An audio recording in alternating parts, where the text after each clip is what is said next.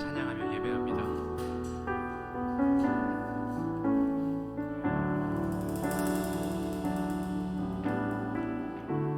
주를 위한 이곳에 예배하는 자들 중에 그가 찾는 이 없어 주님께서 슬퍼하시네.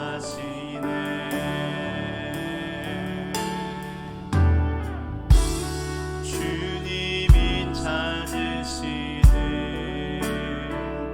그 한 사람 그 예배자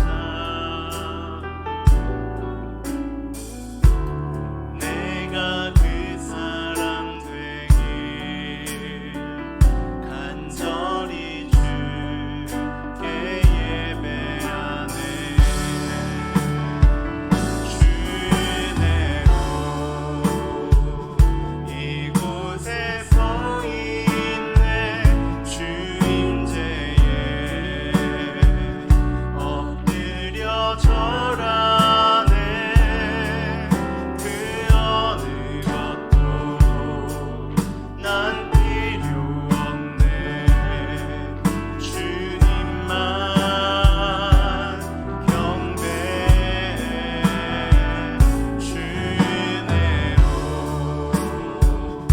이곳에 서 있네. 주 임재에 엎드려 절하네. 그 어느 것도 난 필요 없네. 주님만 경배해. 은혜로 이곳에 서 있네. 주 임재에 엎드려 절하네. 그 어느 것도 난 필요 없네. 주님만 경배해. 주 은혜로 이곳에 서 있네. 주 임재에 엎드려 절하네. 그 어느 것도 난 필요 없네. 주님만 경배해. 더 높은 소리로 주 은혜로 이곳에 서 있네. 주 임재에 엎드려 절하네. 그 어느 것도 난 필요 없네. 주님만 경배해. 주 은혜로 이곳에 서 있네. 주 임재에 엎드려 절하네. 그 어느 것도 난 필요 없네. 주님만 경배해. 하나님 아버지, 우리 찬양의 고백과 같이 우리가 주님 한 분만으로, 주님만이 필요하며 주님만이 전부라고 우리의 입술과 우리의 삶으로 고백하는 자를 되게 하시고, 우리의 비단 공예배 시간뿐 아니라 우리의 주중의 모든 삶의 순간순간들이 하나님 앞에 그런 온전한 예배를 올려드리는 그런 예배자들 되게 하여 주옵소서.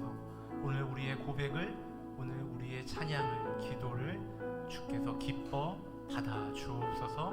오늘도 예배 안에 마음껏 일하시며 우리를 새롭게 하실 주님을 찬양하고 감사드리며 예수님 이름으로 기도드립니다. 아멘.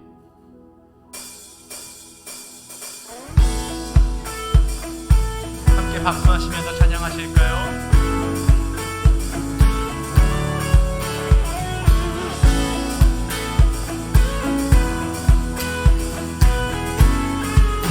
갈급한 내 맘 만지시는 주, 갈급한 내 맘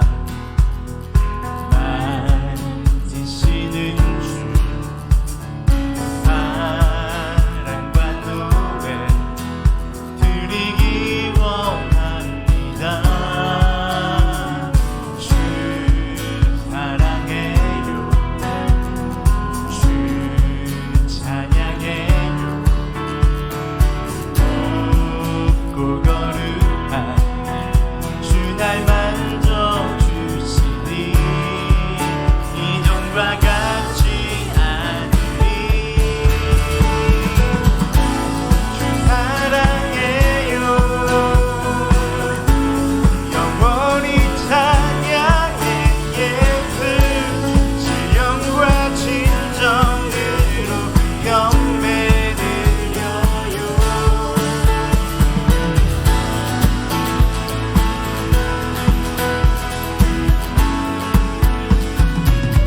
매일 주님과 매일 주님과 함께 지내며 주의 부르심 주 마음 알기 원해. 내 모든 호흡 주께 속했네. 주의 부르심 주 마음 알기 원해.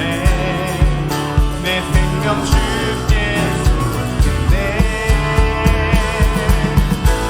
주 사랑해요, 영원히 찬양해 예수. 지영과 진정으로 경배드려요.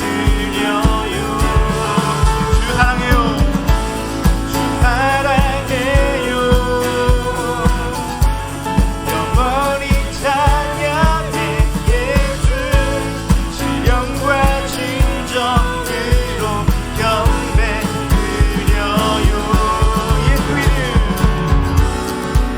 예수 이름 높이 올려드리세. 한 목소리로 소리 높여 모두 외치세.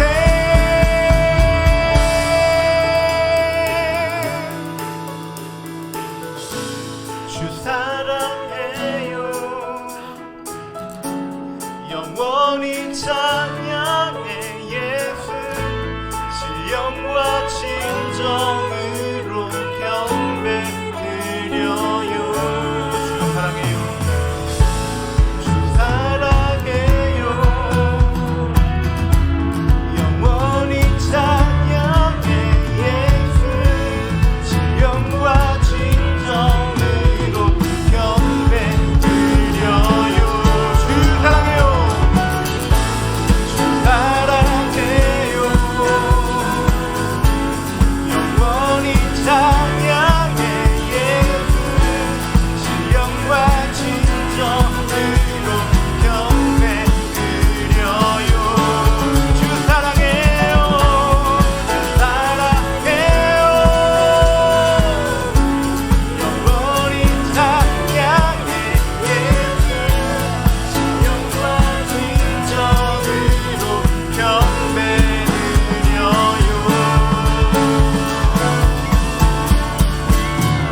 아멘, 아멘, 아멘.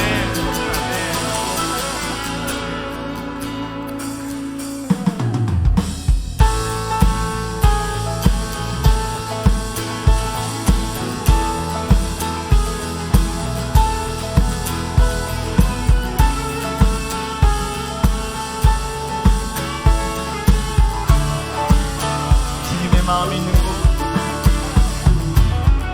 주님의 마음이 있는 곳, 주님의 시선이 있는 곳,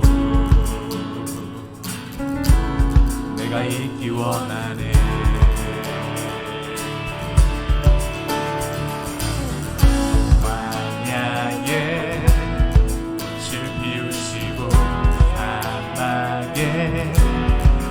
강물을 내시네. 주의 놀라운 손길. 푸른 마르고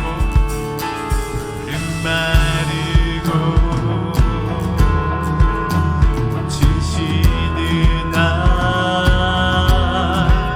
주의 말씀은 영원하네.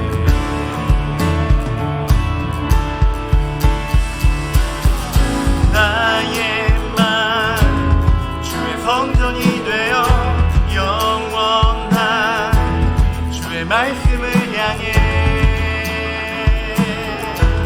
주의 마음이 있는 곳으로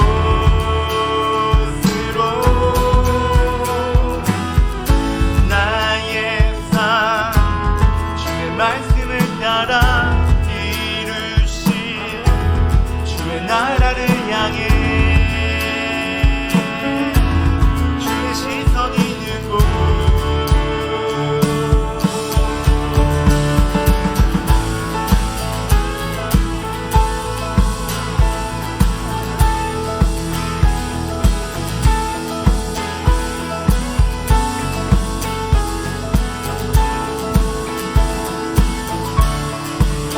마음 있는 곳.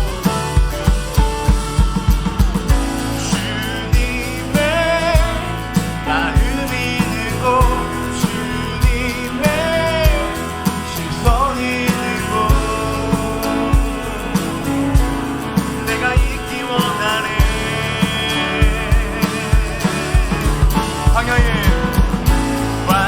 광야에 꽃을 피우시고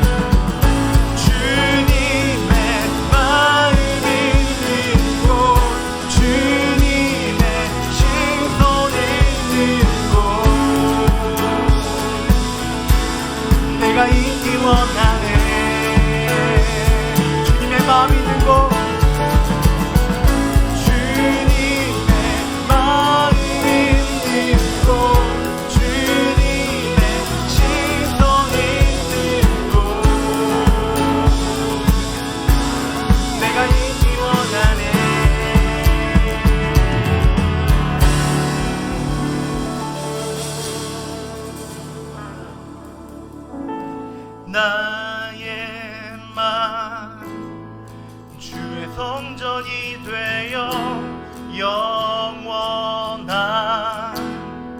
주의 말씀을 향해 주의 마음 있는 곳으로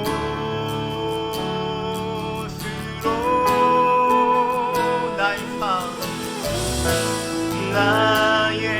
삶 주의 말씀을 따라 이루신 주의 나라를 향해 주의 시선 있는 곳 마음 있는 곳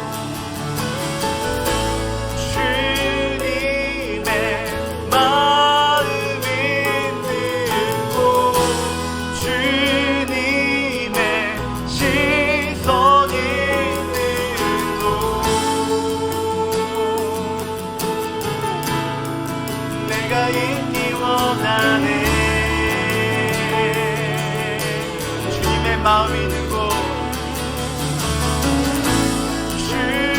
주님의 마음 있는 곳 주님의 시선 있는 곳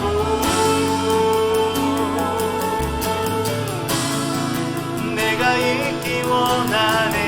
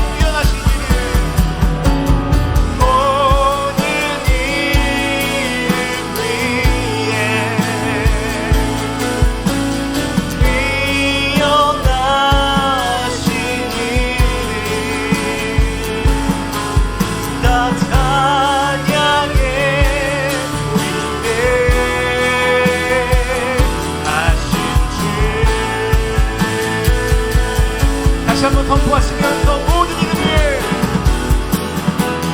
모든 이름 위에 뛰어나신 이름 아멘 다 찬양의 위대하신 주 온 열방을 향해 위대하신 주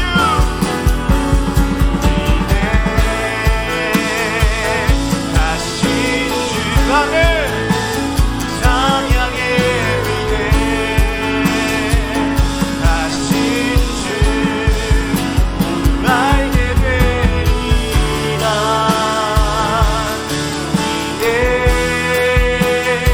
위대하신 주 영광의 이름을 선포하시면서 위대하신 하나님 할렐루야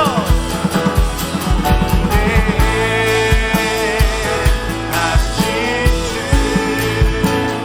찬양의 위대하신 주 모두 알게 되리라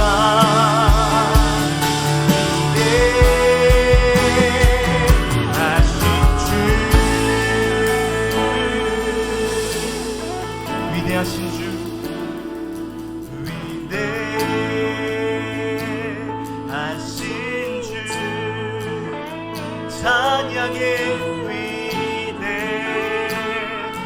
대하신 주 모두 알게 되리라.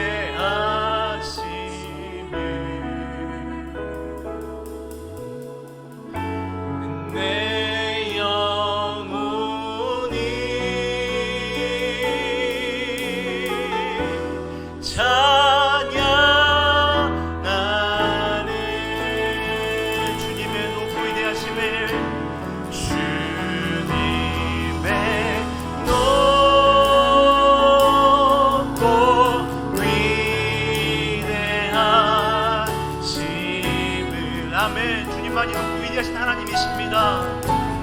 내 영혼이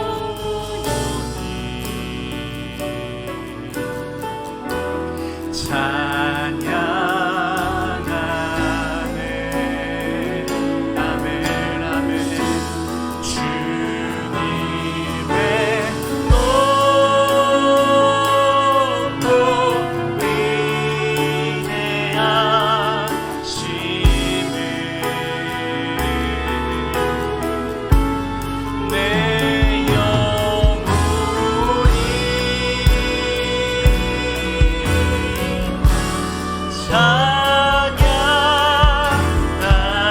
찬양하네. 높고 위대하신 하나님 앞에 영광과 찬양의 박수 올려드립니다. 할렐루야.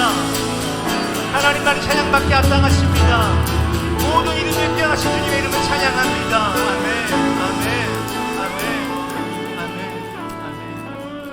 아멘. 우리가 함께 기도할 때 하나님, 우리 찬양과 같이 이 예배 시간이 높고 위대하신 하나님의 이름만이 찬양받고 예배받는 시간 되게 하여 주옵소서. 하나님, 우리의 마음을 낮추시고 주님의 높으심이 우리 전 존재 안에 드러나는 시간 되게 하여 주옵소서. 우리에게 가난한 마음을 주셔서 하늘나라가 저희 것입니다 말씀하셨던 주님의 약속이 오늘 모든 성도들에게 아멘 되는 시간 되게 하여 주옵소서. 선포되는 말씀을 통해 주의 진리를 우리 마음 안에 심어 주시옵소서. 함께 기도합니다. 하나님 아버지,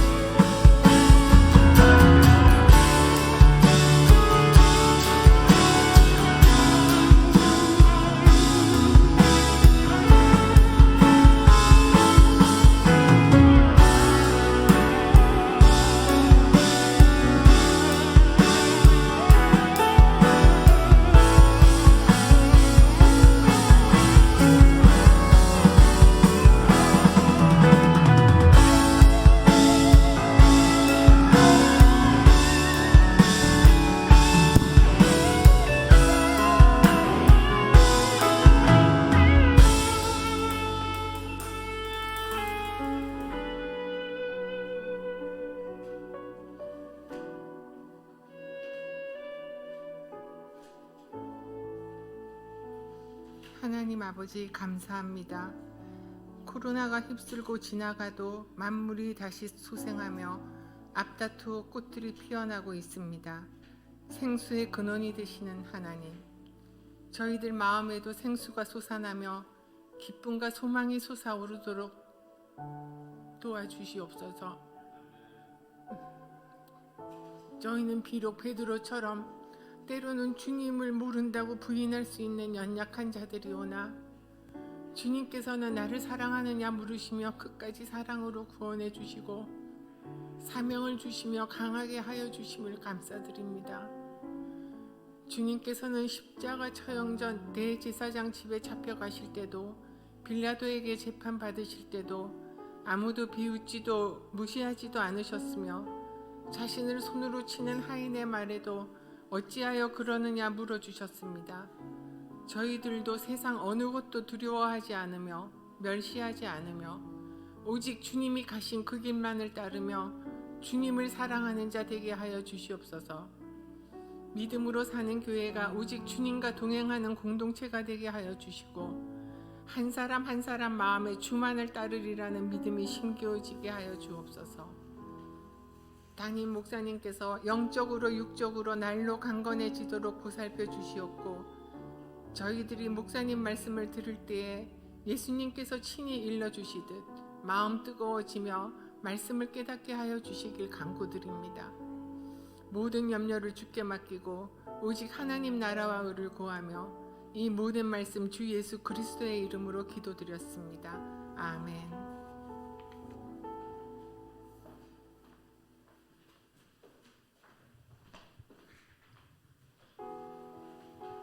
믿음으로 사는 교회 주일 예배 나오신 모든 분들을 환영합니다. 우리 앞뒤 좌우에 계신 지체들을 향해 손을 뻗어 사랑과 축복의 마음 전하도록 하겠습니다. 평화 하나님의 평강이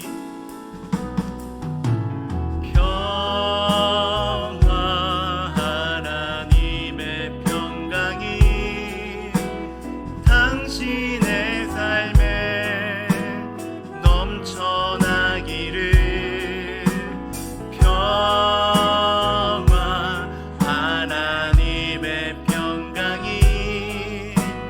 당신의 삶에 가득하기를 축복합니다.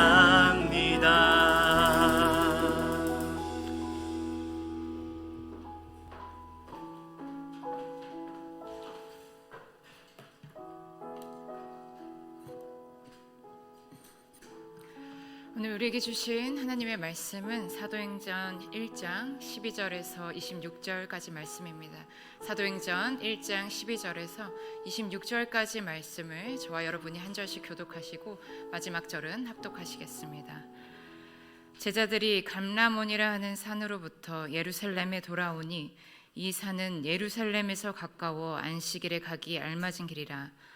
들어가 그들이 유하는 다락방으로 올라가니 베드로, 요한, 야고보, 안드레와 빌립, 도마와 바돌로메, 마테와 및 알페오의 아들 야고보, 셀로신 시몬, 야고보의 아들 유다가 다 거기 있어. 여자들과 예수의 어머니 마리아와 예수의 아우들과 더불어 마음을 같이하여 오로지 기도에 힘쓰더라. 모인 무리의 수가 약 120명이나 되더라.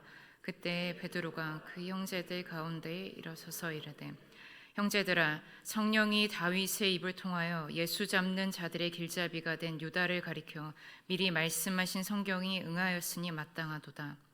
이 사람은 본래 우리 수 가운데 참여하여 이 직무의 한 부분을 맡았던 사람. 이 사람이 불의의 사고로 밭을 사고 후에 몸이 곤두박질하여 배가 터져 창자가 다 흘러나온지라. 이 일이 예루살렘에 사는 알리어져 그들의 말로는 그 밭을 아겔다마라 하니 이는 피밭이라는 뜻이라. 시편에 기록하였을 때 그의 거처를 황폐하게 하시며 거기 거하는 자가 없게 하소서 하였고, 또 일렀을 때 그의 직분을 타인이 취하게 하소서 하였도다. 이러함으로 요한의 세례로부터 우리 가운데서 올려진 가신날까지 주 예수께서 우리 가운데 출입하실 때 항상 우리와 함께 다니던 사람 중에 하나를 세워 우리와 더불어 예수께서 부활하심을 증언할 사람이 되게 하여야 하리라 하거늘. 그들이 두 사람을 내세우니 하나는 바사바라고도 하고 별명은 유스도라고 하는 요셉이요 하나는 마띠아라. 그들이 기도하여 이르되 뭇 사람의 마음을 아시는 주여, 이 두 사람 중에 누가 주님께 택하신 바 되어 봉사와 및 사도의 직무를 대신할 자인지를 보이시옵소서. 유다는 이 직무를 버리고 제 곳으로 갔나이다. 함께 읽겠습니다. 제비 뽑아 마띠아를 얻으니 그가 11 사도의 수에 들어가니라. 아멘.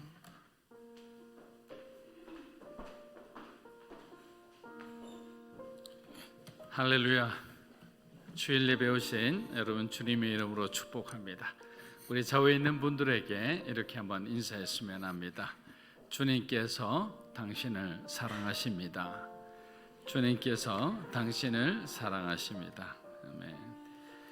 자, 교회 소식 몇 가지 좀 알려드리겠습니다. 계속 광고 드리는 것처럼 우리가 고난주간 특별 새벽 기도회가 이제 4월 11일에서 15일 토요일은 하지 않고 5일간 열리게 됩니다.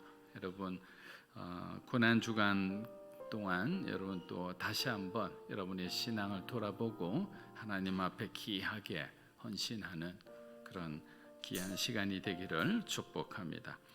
부활절 예배 및 세례식이 4월 17일 열리게 됩니다. 기억해 주시고 부활의 부활절날 이루어지는 첫 번째 세례식 때 여러분들이 많이 이렇게 함께 축복해 주시고 환영해 주시면 좋겠습니다. 새가족 교육이 계속 진행 중에 있습니다. 그리고 다음 주일 다음 세대를 위한 비전 헌금이 있으니 기억해 주시기 바랍니다. 감사합니다. 기도하고 우리 함께 하나님 말씀을 나누겠습니다. 하나님 아버지, 오늘도 우리에게 귀한 주일날을 주시고 다시 한번 말씀 가운데 우리 자신을 비추어 보는 시간을 주심에 감사드립니다. 세상 가운데서 좌로나 우로나 치우치지 않고 하나님이 원하시는 그 믿음의 길을 걸어갈 수 있도록 오늘도 말씀으로 깨우쳐 주시고 우리가 부족할 때, 우리가 방황할 때 하나님께서 말씀해 주셔서 하나님이 기뻐하시는 그러한 삶의 자리에 머물러 있을 수 있도록 인도하여 주시옵소서. 예배 시종을 주님께 맡기오니 함께 해주시기 원하며 예수님의 이름으로 기도합니다. 아멘. 예수님이 승천하신 후 제자들은 충격 속에 예루살렘으로 돌아와 그들이 머물던 다락방으로 들어갔습니다. 아직도 그들의 귓가에는 예수님의 말씀이 생생하게 들리는 듯합니다. 예루살렘을 떠나지 말고 아버지의 약속하신 것을 기다리라. 떠나지 말고 기다리라는 말씀이었습니다. 하나님께 부름받은 사명자들이 종종 실수하기 쉬운 것이 바로 하나님의 때를 기다리지 못하는 것입니다. 마음의 조바심이 결국 하나님의 때를 앞서는 우를 범하기 때문입니다. 이렇게 되는 가장 큰 이유는 뭘까요? 우리들이 하나님이 계신 곳을 바라보지 않고 다른 곳을 바라보기 때문입니다. 내가 원하는 곳을 바라보죠. 그것이 내가 원하는 시간에 빨리 이루어지기를 원하기 때문입니다. 만일 여러분의 입사 동기가 여러분보다 승진을 연이어한다면 당연히 자존심도 상하고 그동안 잘 지켜왔던 이 평정심이 무너질 수도 있습니다. 그러나 마귀는 바로 이 순간을 놓치지 않고 가룟 유다에게 악한 마음을 집어넣었듯이 우리들에게도 세상의 마음을 집어넣는 것입니다. 그래서 좋은 일이든 나쁜 일이든 우리들의 마음을 잘 지켜내는 것이 중요한 일입니다. 그래서 좋은 일이 생기면 감사하고 나쁜 일이 생기면 하나님 앞에 기도하면 되는 겁니다. 그러나 대부분이 갈릴리 출신인 예수님의 제자들은 마귀의 유혹을 이기고 주님의 말씀에 따라 예루살렘에 남습니다. 즉 제자들은 예수님의 말씀에 따라 끝까지 순종하기로 했던 것입니다. 사랑하는 여러분, 순종보다 더 위대한 믿음은 없다고 생각합니다. 순종보다 더 위대한 행동도 없을 겁니다. 제자들은 약속하신 성령이 오실 때까지 예루살렘을 떠나지 않으므로 자신들이 피할 수 있는 그 시간을 어쩌면 낭비하고 있었습니다. 그러나 여러분, 이것이야말로 거룩한 낭비가 아니겠습니까? 하나님께서 모세를 지도자로 삼기 위해 그를 40년 동안 광야의 목부로 내버려 두신 것을 우리는 가장 대표적인 거룩한 낭비라고 말하기도 합니다. 때로는 하나님께 순종하기 위해 믿음의 위대한 선진들처럼 우리의 시간과 물질과 재능과 육체를 낭비해야 될 때도 있기 때문입니다. 그러나 하나님의 시간이 되면 하나님의 성령님이, 약속하신 성령님이 그들 가운데 임하시어 모든 것을 새롭게 하시니 이 얼마나 놀라운 사건입니까? 이렇듯 제자들의 작은 순종이 그들의 인생을 180도로 변화시키는 겁니다. 우리들도 마찬가지입니다. 하나님의 부르심에 순종하고 하나님의 말씀에 순종할 때 성령님께서 찾아와 주셔서 저와 여러분의 삶을 새롭게 변화시켜 주는 거예요. 그래서 성령님을 구하는 삶이라는 것, 성령님과 함께 동행하는 삶이라는 것은 그리스도인에게는 가장 중요한 삶인 것입니다. 왜냐하면 예수님을 대신하여 우리에게 성령님을 보내주셨기 때문에요. 그 약속하신 성령님은 이미 우리 가운데 임하고 계시는 거예요. 사도행전 1장 12절에서 14절입니다. 제자들이 감람원이라 하는 산으로부터 예루살렘에 돌아오니 이 산은 예루살렘에서 가까워 안식일에 가기 알맞은 길이라. 들어가 그들이 유하는 다락방으로 올라가니 베드로, 요한, 야고보, 안드레와 빌립, 도마와 바돌로메, 마테와 셀로딘, 시몬, 야고보의 아들 유다가 거기 있어 여자들과 예수의 어머니 마리아와 예수의 아들 마음을 같이하여 오로지 기도에 임시더라. 우리들에게 익숙하기도 하고 반가운 12 제자의 이름이 보입니다. 그러나 지금은 가룟 유다가 빠져 11 제자가 되어 있는 상태입니다. 그런데 당시 120명이나 되는 제자들이 머문 곳은 어디일까요? 누가는 이 다락방이 성전 안에 있는 다락방인지 아니면 마가 요한의 어머니 마리아의 집이었는지 정확하게 우리들에게 말해주고 있지는 않습니다. 이에 대한 여러 논쟁이 있지만 사실 기도한 다락방이 중요한 것은 아닙니다. 성전의 다락방이든 우리가 알고 있는 마가의 다락방이든 그곳에서 제자들이 예수님의 말씀에 순종하여 한 마음으로 함께 모여 응답받을 때까지 끈기 있게 기도했다는 것이 중요하지 않습니까? 사랑하는 여러분, 때로는 우리들이 너무 형식에 치우쳐서 가장 중요한 그 내용을 놓칠 때가 있습니다. 경건의 능력 있는 사람은 사실 그다지 모양에 신경을 쓰지 않습니다. 강의나 웅변 등을 연구하고 가르치는 스피치 연구소에서 발표한 자료에 따르면 가장 뛰어난 강의는 청중들의 귀에 들려지는 강의라고 합니다. 그래서 한국교회에서 유명한 설교가들의 말씀을 들으면 대부분 초등학생들도 알아들을 수 있는 내용들이라는 것입니다. 강의와 말씀에 너무 심하게 장식을 할 필요가 없다는 거죠. 그런데 여러분, 하필이면 왜 120명이라는 숫자를 맞추어서 모였을까요? 아니면 우연히 모인 것인가요? 존 스타트 목사님은 유대법에 따르면 공동체를 설립하기 위해서는 최소한 120명의 유대인 남자들이 있어야 하기 때문이랍니다. 여러분, 그러므로 이 120명을 중심으로 하나님은 무엇을 만들기를 원하셨을까요? 새로운 성령 공동체를 만들기 위한 합법적인 숫자와 형식을 자연스럽게 만드신 거예요. 그러나 그곳에는 예수님의 11 제자를 포함한 남자들만이 모여 있었던 것은 아닙니다. 예수님을 사랑하여 죽을 각오로 십자가까지 쫓아갔던 여자들, 무덤을 쫓아갔다가 예수님의 부활의 현장을 목격한 여인도 그곳에 있었습니다. 막달라 마리아와 요한나와 수산나와 같은 그런 아주 고귀한 헌신을 한 여인들이었습니다. 그리고 예수님의 어머니와 예수님에 대해 적대적이었던 그 예수님의 동생과 친척들도 있습니다. 사실 예수님이 부활하기 전까지 예수님의 동생과 친척들은 예수님의 반대하는 입장에 있었던 겁니다.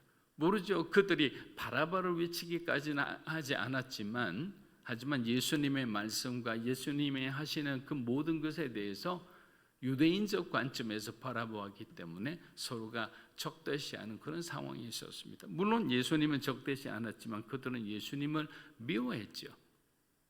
그러나 부활하신 주님을 만나고 난 뒤 예수님의 동생들도 변화되기 시작한 것입니다. 하나님께서 이 평범한 사람들을 모아 무슨 일을 할까요?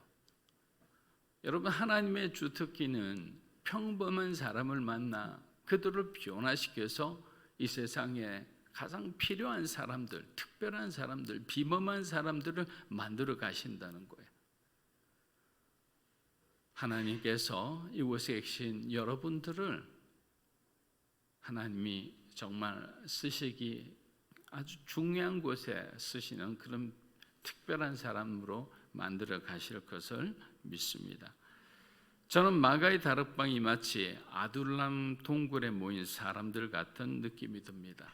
왜냐하면 지금 그들은 유대인들이 가장 먼저 체포하기를 원하는 사람들이기 때문입니다. 마치 폭풍 속의 고요함이랄까요? 언제 무슨 일이 일어날지 모르는 그런 상태에 지금 그들이 있는 상황이기 때문입니다. 사무엘서 우리 22장 1절에서 2절입니다. 그러므로 다윗이 그곳을 떠나 아둘람 굴로 도망하며 그의 형제와 아버지의 온 집이 듣고 그리로 내려가서 그에게 이르렀고 환난당한 모든 자와 빚진 마음이 원통한 자가 다 그에게로 모였고 그는 그들의 우두머리가 되었는데 그와 함께한 자가 400명 가량이었더라. 자, 젊은 다윗은 하나님을 잘 믿은 죄밖에는 없습니다. 다윗이 하나님의 말씀에 순종하니까 그가 하는 일이 모든 일이 승승장구할 수밖에 없었습니다. 그러나 사울은 그런 다윗을 질투하였습니다. 골리앗 때문에 이스라엘이 블레셋 군대에 밀리고 있을 때 그 위기를 용감하게 싸워 이긴 사람이 누구였습니까? 바로 다윗이었습니다. 사울의 갑옷을 벗어 던지고 물맷돌 5개를 가지고 그 2m가 넘는 그 어마어마한 그 거인을 향해서 믿음으로 나아갔던 거죠. 그런데 그에게 돌아오는 것은 사울의 추격이었습니다. 그리고 가드 왕 아기스 앞에서 미친 짓을 하고 도망쳐 내려온 곳이 바로 아둘람 동굴이었습니다. 그곳에는 그를 따라온 마음이 원통한 자들이 400명이나 되었습니다. 그들을 가지고 무슨 희망을 가지고 살겠습니까? 똑똑하고 바르고 전쟁에 능한 사람들로만 가득 차도 지금의 위기를 넘길 수 있을지 모르는데 정말 여린 사람들만 모아서 하나님께서 그 다윗에게 맡겨주신 겁니다. 여러분, 이 정도 상황이면 사실 보통 사람 같으면 포기하고 싶은 마음밖에는 들지 않을 겁니다. 그러나 다윗은 절망의 상황 속에서도 하나님께 기도할 줄 아는 사람이었습니다. 자신의 형편을 부정적으로 보지 않고 하나님의 관점에서 하나님의 섭리에서 바라보니까 하나님께서 나를 잠시 공고하게 만드셨다면 하나님께서 다시 나에게 평안한 삶을 주시리라는 믿음이 있었다는 거예요. 왜냐하면 그는 목동의 시절도 그리하였기 때문입니다. 목동의 시절이 그냥 우리가 푸른 초원에서 그냥 평안하게 양만 쳤다고 생각하면 천만의 말씀이죠. 거기에는 갑자기 그냥 이리떼들이나 그리고 곰이나 사자들이 항상 자기가 지키는 그 양들을 공격하기 위해서 가끔씩 이렇게 등장하기도 했기 때문이에요. 그러면 그때 그것을 쫓아내기 위해서 최선을 다해 목숨을 걸고 싸워야 되잖아요.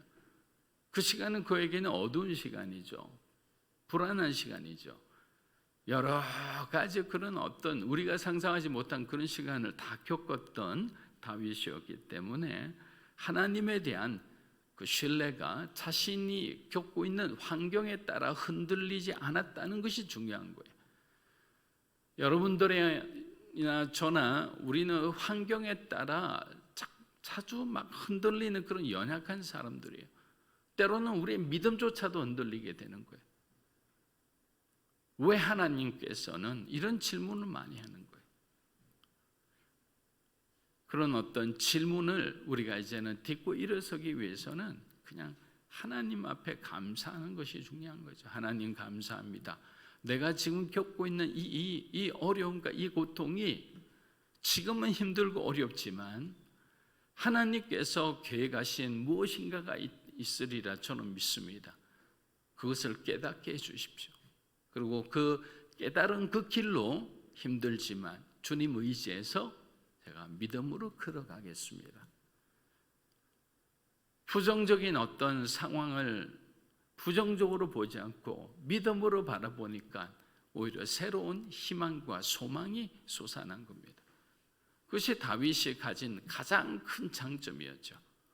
절망을 희망으로 바꿀 수 있는 믿음의 힘이죠. 저는 그것을 저와 여러분이 붙들고 살았으면 좋겠습니다. 항상 우리는 그렇잖아요. 사람에게 넘어지죠. 환경에 넘어지죠. 여러분 가정 안에 문제에 넘어지죠. 너무 많아요. 지뢰밭이 너무 많다고요. 시편 57편과 142편은 아둘람 동굴에서 다윗이 지은 시입니다. 우리 시편 142편 5절에서 7절 한번 읽어보겠습니다. 여호와여, 내가 주께 부르짖어 말하기를 주는 나의 피난처시요 살아있는 사람들의 땅에서 나의 분깃이라 하였나이다.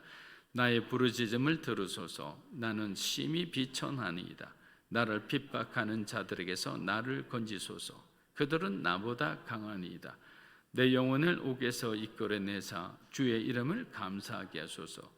주께서 나에게 갚아주시리니 의인들이 나를 두르리라. 아멘. 사랑하는 여러분, 우리의 간절함과 절박함이 하나님의 도우심을 이끌어낸다는 사실을 기억하십시오.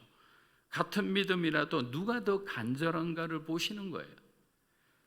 우리들도 마찬가지지 않습니까? 여러분들이 CEO라면, 여러분들이 어떤 대표라면 어떤 사람을 사용하겠습니까? 그 사역에 대한 열정과 간절함이 넘치는 사람을 뽑게 되어 있는 거예요. 마가의 다락방에 모인 120명의 제자들의 상황도 간절하고 절박할 수밖에 없었습니다. 이대로 붙잡히면 모두 다 죽을 수도 있는 그런 상황이었어요. 그러나 다락방에 모인 사람들은 누구 하나 서두르지 않았습니다. 불안한 마음을 표출하거나 부정적인 얘기를 하는 사람이 한 명도 없었어요. 그들은 자신들도 모르게 교회 공동체의 모습을 이루어가고 있었던 겁니다. 그들은 주님의 약속의 말씀에 초점을 맞추었지 서로 회의하거나 대책을 마련하는 그런 모임을 가지지 않았습니다. 자신의 미래가 달려있는 중요한 시간임에도 그 어떤 외부의 힘도 의지하지 않았습니다. 이런 그들의 예수님에 대한 집중과 믿음이 결국 오순절날 성령 강림의 은혜를 입을 수 있었던 가장 큰 이유라 생각합니다. 사람이 주도하지 않는 분위기를 조성한 뒤 성령께서 마음껏 역사할 수 있는 그런 성령 공동체를 만든 거예요. 사랑하는 성도 여러분, 여러분의 가정이 하나님의 성령이 역사하는 가정이 되시기를 주의 이름으로 축복합니다. 그러기 위해서는 우리의 가족들이 하나가 되어야 돼요. 함께 예배를 드리고 함께 기도할 수 있어야 되는 거예요. 그런데 찢어진 가정, 서로 마음이 갈라진 가정, 그게 너무나 힘들어요. 저도 저희 부모님이 그렇게 갈라져서 힘든 시간들을 제가 경험을 해봤기 때문에 그것이 아무리 제가 그렇게 말해도 그 현실이 너무나 어려운 사람들이 있다는 걸 제가 너무나 잘 알아요.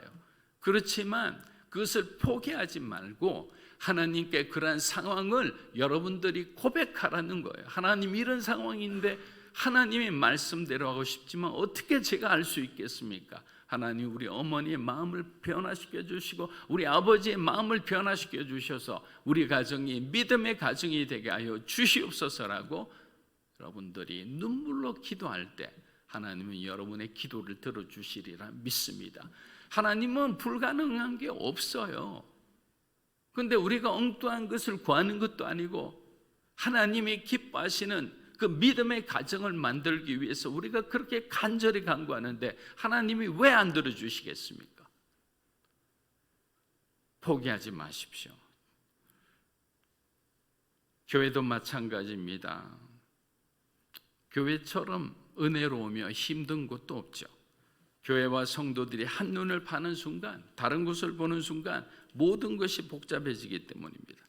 그렇게 내 집은 만민이 기도하는 집이라는 예수님의 말씀처럼 기도하지 않으면 똑바로 살기 힘든 곳이기도 합니다. 서로 시험 들기 쉬운 곳이죠.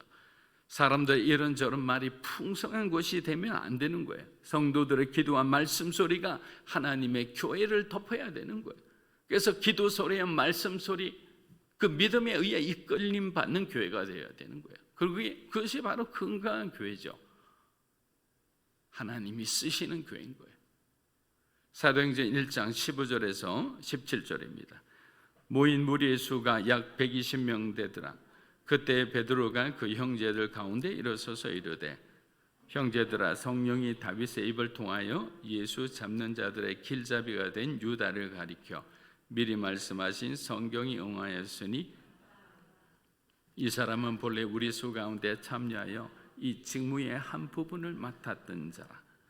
예수님께서는 공생의 기간 동안 자연스럽게 베드로의 지위를 제자들 내에서 잡아주셨습니다. 변화산 위에 올라가실 때도 베드로와 요한과 야고보만을 데리고 가셨듯이 자연스레 베드로가 리더십을 가지고 일을 할 수 있도록 예수님께서 그의 위치를 제자들의 중심으로 세워주신 거죠. 예수님의 기대에 부응이라도 하듯이 베드로는 솔선하여 가룟 유다를 대신할 사람을 지금 선택하려고 합니다. 베드로는 철저하게 성경의 관점에서 유다의 문제를 처리하고자 합니다. 유다의 종말에 대한 예의는 다윗의 시편에도 기록이 되어 있습니다. 우리 시편 69편 25절과 시편 109편 8절을 한번 읽어보겠습니다. 그들의 거처가 황폐하게 하시며 그들의 장막에 사는 자가 없게 하소서. 그의 연수를 짧게 하시며 그의 직분을 타인이 빼앗게 하시며. 이것이 불행한 가룟 유다의 사실은 처분이에요. 처분. 하나님의 처분. 예수님을 배반한 가룟 유다는 사도들 중 유일하게 갈릴리 사람이 아니었습니다. 아마 처음부터 외톨이처럼 느꼈고 시골 사람들의 거친 억양과 행동에 위화감을 느꼈을 겁니다. 유다는 압박해오는 유대 종교 이 권력자들의 위협을 실제적으로 느끼고 있었습니다. 그는 제자들 중 회개를 맡을 정도로 머리가 비상한 사람이었습니다. 당연히 이곳저곳 두들겨 보면서 지금의 사태를 자기 나름대로 다 파악을 했을 거예요. 그런데 예수님은 자신들을 구원해 주실 생각은 하지 않고 기도하러 다니시고 제자들을 불러 만찬을 열고 발을 씻겨 주시는데 너무도 대책 없는 모습에 자신만이라도 살아야겠다고 그렇게 생각한 것 같습니다. 그리고 예수님이 자신을 배반할 것을 알고 있음을 안 이상 그는 더 이상 함께 갈 수 없었던 거죠. 이런 자기중심적인 생각과 탐욕에 눈이먼 마음이 결국 가룟 유다가 마귀의 생각을 받아들이게 된 결정적인 이유라 생각합니다. 이러한 나쁜 생각 때문에 그는 결국 성경의 예언대로 자살하고 말았습니다. 예수님의 12제자 중에 한 사람이었던 사람이 자살하는 거예요. 얼마나 안타깝습니까?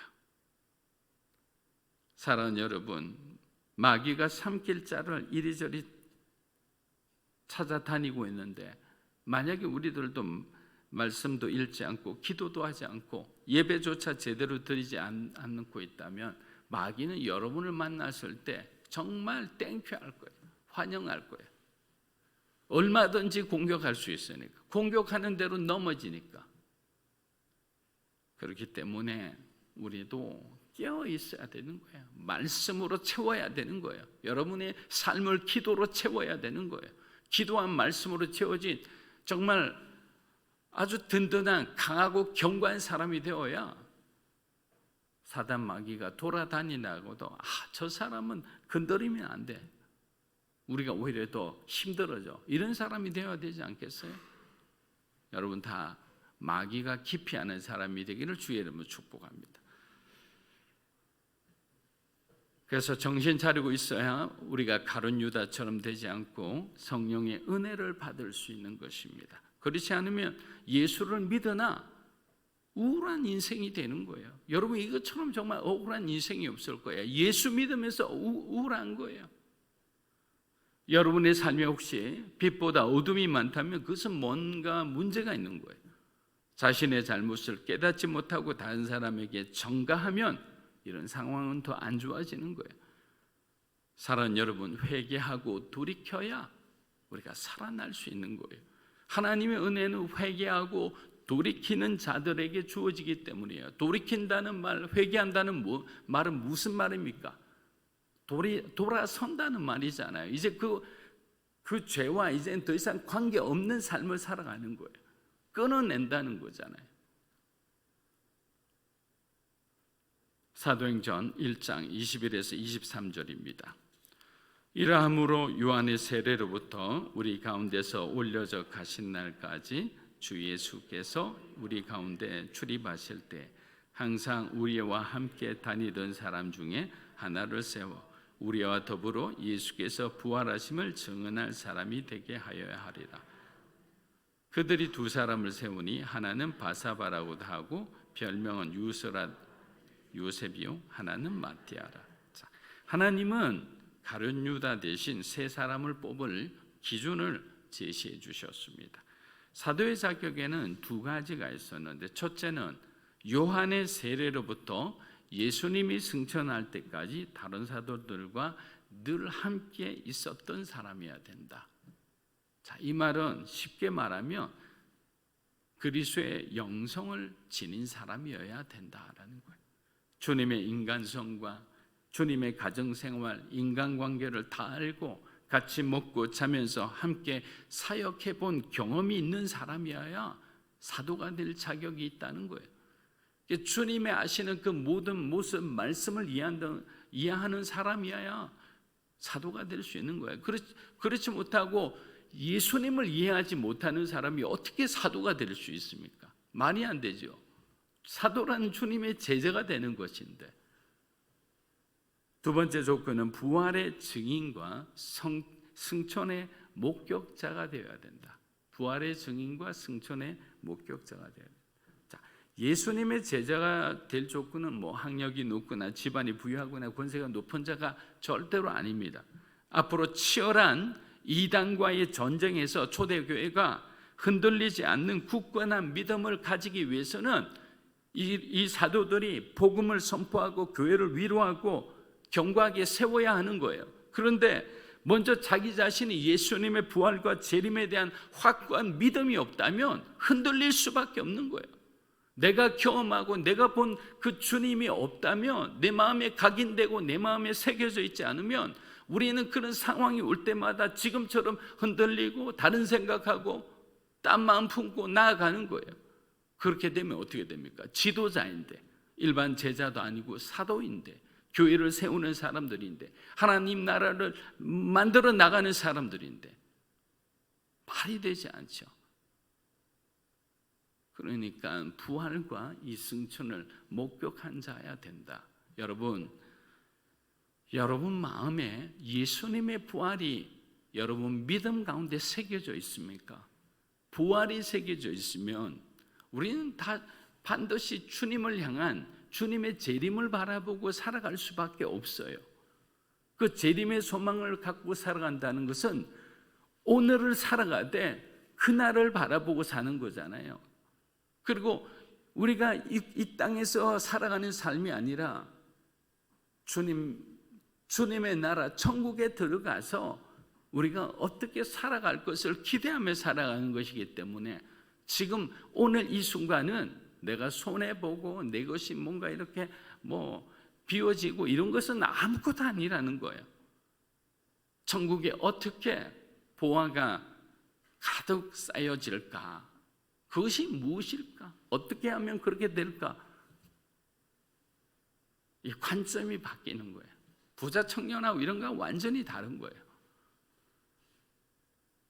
그래서 정말 우리 마음에 부활의 신앙과 재림의 신앙이라는 것은 문자적으로 이해하는 것이 아니라 정말 여러분의 삶으로 드러나고 증거되는 그런 삶이어야 되는 거죠. 그러기 위해서 이런 사도들은 그런 자격이 있어야 한다는 거예요. 그런 확고한 믿음이 있어야 된다는 거예요. 그렇게 예수님의 마지막 제자를 뽑는 것은 매우 중요한 사역입니다. 사도행전 1장 24에서 25절입니다. 그들이 기도하여 이르되 무사람의 마음을 아시는 주여, 이 두 사람 중에 누가 주님께서 택하신 바 되어 봉사와 및 사도의 직무를 대신할 자인지를 보이시오. 유다는 이 직무를 버리고 제 곳으로 갔나이다 하고, 제자들이 제비를 뽑기 전에 먼저 하나님께 기도합니다. 요셉과 마띠아 가운데 주님이 택하신 자를 선택하게 해달라고 기도하니 제비를 뽑았습니다. 여러분, 제비 뽑기는 인간의 영향력을 가장 최소화시킨 방법입니다. 하나님의 뜻이 이루어지기에 가장 좋은 방법 중에 하나이죠. 그러나 중요한 말씀을 드립니다. 기도하지 않는 공동체가 그냥 제비 뽑기를 하나의 선출 수단으로 사용해서는 안 됩니다. 그것은 미신이에요. 베드로와 함께 있던 모든 사람들이 간절히 하나님께 기도하고 이 결정이 하나님의 결정이 되기를 그렇게 기도하고 하나님께 원래 하나님의 권리를 위임해 드렸기 때문에 우리가 뽑는 그 제비 뽑기의 하나님의 뜻이 실려진 거예요. 그래서 이것을 잘 분별해야 되는 거죠. 무턱대고 제비뽑기를 해야 되는 게 아니에요. 성령 충만한 공동체는 제비뽑기를 할 수가 있어요. 결국 마띠아가 12번째 제자로 뽑혔습니다. 그가 11사도의 수에 가입함으로 12사도가 완전체를 이루게 된 것입니다. 요한계시록에 보면 그 수가 다 채워져야 하나님의 나라가 온다는 말씀이 있습니다. 성경에서는 숫자가 굉장히 중요하게 사용될 때가 있습니다. 그만큼 중요한 것이죠. 이제 준비가 다 끝났습니다. 이제 그들과 우리들이 할 일은 딱 한 가지밖에 남지 않았습니다. 그것이 무엇입니까? 먼저 성령님이 우리 가운데 임하도록 여러분들이 사모하셔야 됩니다. 제가 우리가 성령 사역 이런 거 많이 하잖아요. 아무리 그냥 기도를 해주고 여러 사람이 붙어 기도해도 성령 받지 못하는 사람들이 많아요. 왜 그러냐면 자기 마음을 열지를 않아요. 하나님이 우리에게 자유의지를 주셔서 내가 내 마음을 열고 주님이 들어오시게 해야지만 성령이 들어오셔서 성령이 마음껏 우리의 하시고자 하는 그 일들을 할 수 있는데 우리가 마음을 닫고 있으니까 할 수가 없는 거죠. 그냥 부어지고 마는 거예요. 내 안에 내재되어 됐잖아요. 안에 들어와서 그것이 딱 성령의 어떤 사람으로서 딱 구조가 바뀌어야 되는데 그렇게 되지를 않는 겁니다. 그리고 난 뒤 오순절이 우리의 삶 가운데 임하도록 기도하십시오. 그 누구보다 간절한 마음으로 절박한 마음으로 성령님이 임하기를 기도하십시오. 주님, 이 시간 은혜 받기 원합니다. 우리의 가정을 변화시켜 주시고 우리의 자녀도 변화시켜 주시고 우리의 미래의 삶을 그리스도 안에서 충만한 삶을 살게 도와주시옵소서. 그리스도를 위해 헌신하는 주의 백성이 되게 기름 부어 주시옵소서. 우리 이렇게 기도하면 되는 거예요. 오순절의 아름다운 역사가 여러분과 우리 교회 가운데 임하기를 주님의 이름으로 축복합니다. 아멘. 이 시간 우리가 하나님 앞에 찬양하며 기도하시겠습니다. 하나님의 교회를 놓고 또 그 교회를 묵상하며 또 그 교회의 역할을 우리가 생각하며 함께 찬양했으면 합니다.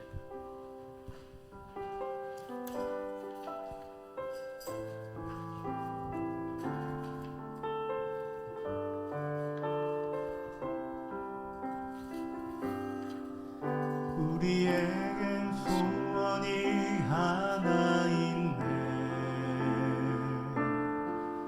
주님 다시 오실 그날까지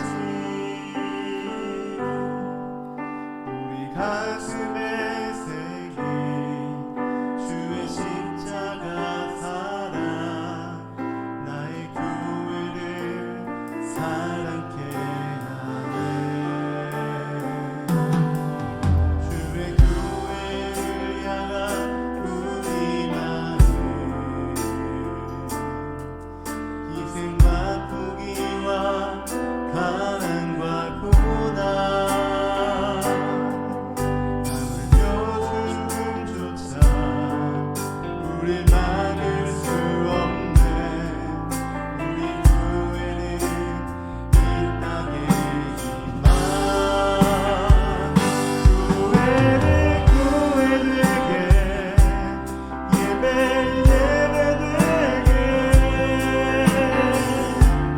우리 사용하소서. 진정한 응의 날 은혜를 받도록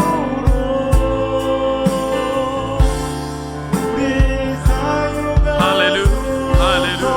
성령 안에 성령 안에 예배하리라.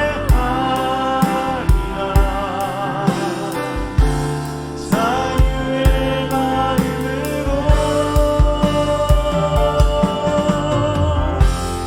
사랑으로 사역하리라.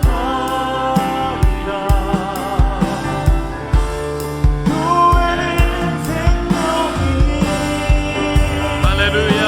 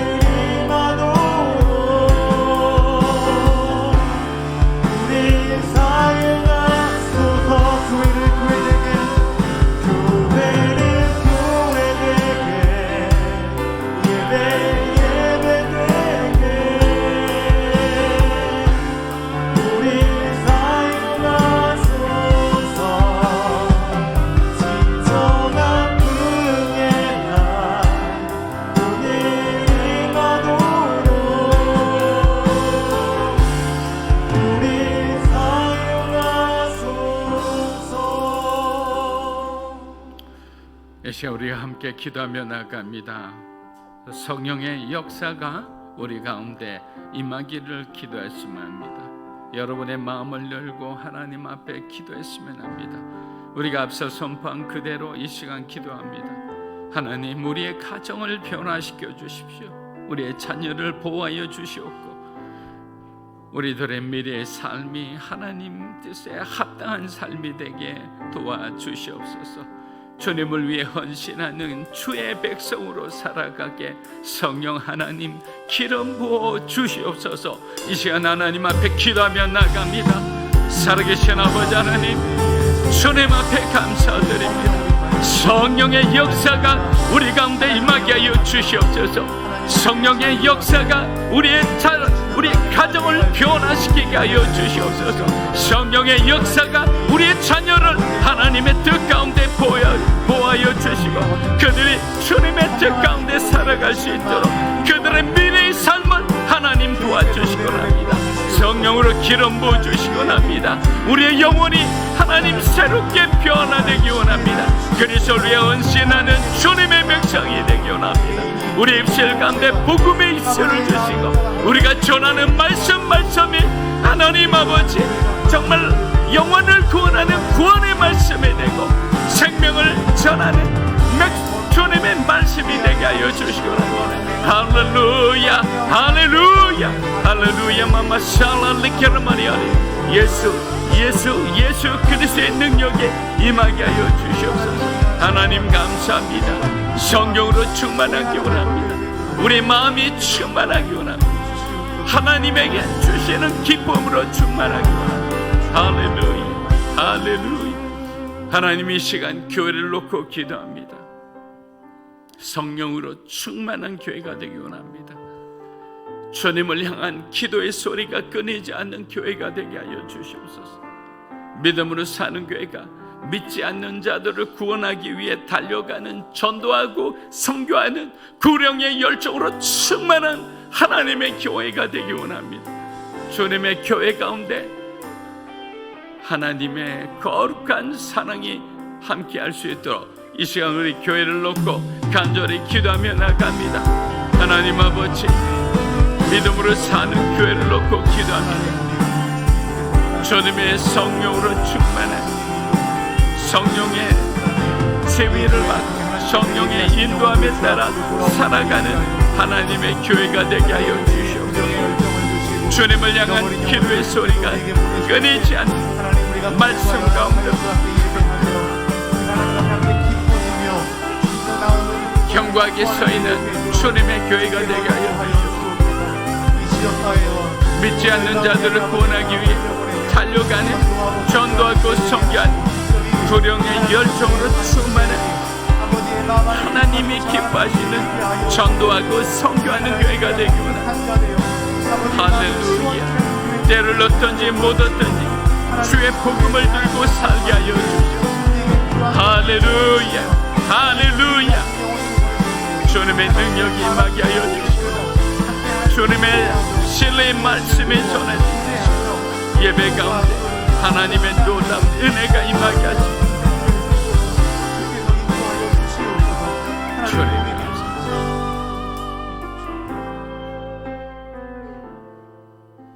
하나님이 우리를 향한 그 소원을 우리의 순종을 통해 들어드리기 원합니다.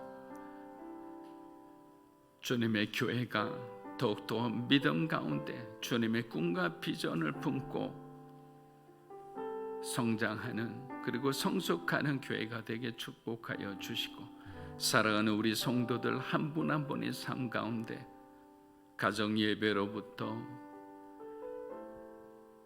그 세상 가운데서 참으로 빛과 소금처럼 승리하고 감사하고 겸손한 그러한 그리스도인의 삶을 살아갈 수 있도록 축복하여 주시옵소서.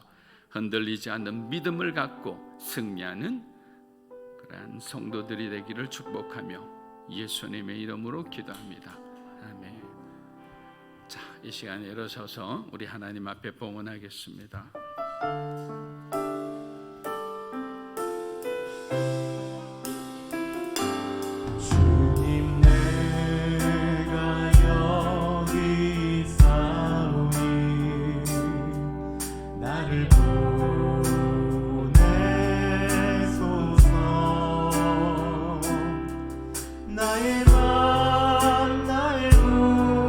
주께 드리오니 주 받으시옵소서.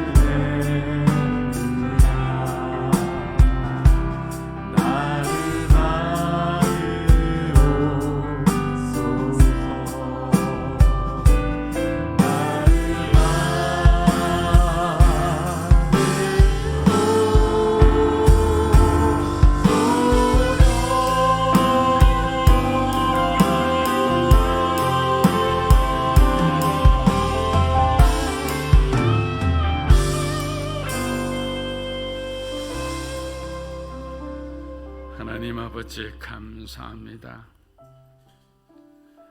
여러 가지 환경적으로 어려운 상황 가운데서도 주님 기억하여 주셔서 또 이렇게 구별하여 주님 앞에 귀한 헌물을 할 수 있도록 인도해 주심에 감사합니다. 주님, 이 예물이 쓰여지는 곳마다 복음이 더욱더 확장되고 빛나게 하여 주시옵소서.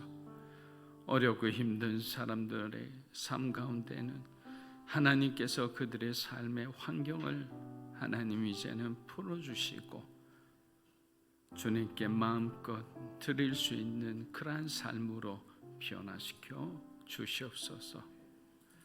이제는 우리 주 예수 그리스도의 은혜와 하나님 아버지의 크고 놀라우신 사랑과 성령님의 감화감동, 교통하심의 역사가 부활의 신앙, 재림의 신앙을 갖고 우리에게 주어진 주님의 사명을 믿음으로 감사하며 끝까지 수행하기를 원하는 사랑하는 믿음으로 사는 교회 성도 한 분 한 분의 삶과 가정과 그들의 자녀 위에 이 시간 영상으로 예배드리는 주님의 귀한 백성들 위해 이 나라의 민족과 한국 교회와 우리 선교사님들과 일본 교회의 귀한 사역자들 위해 이제로부터 영원토록 함께 하시기를 간절히 축원하옵나이다.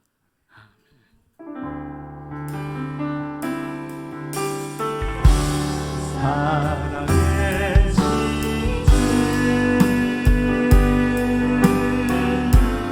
나의 참된 소망 걱정 되신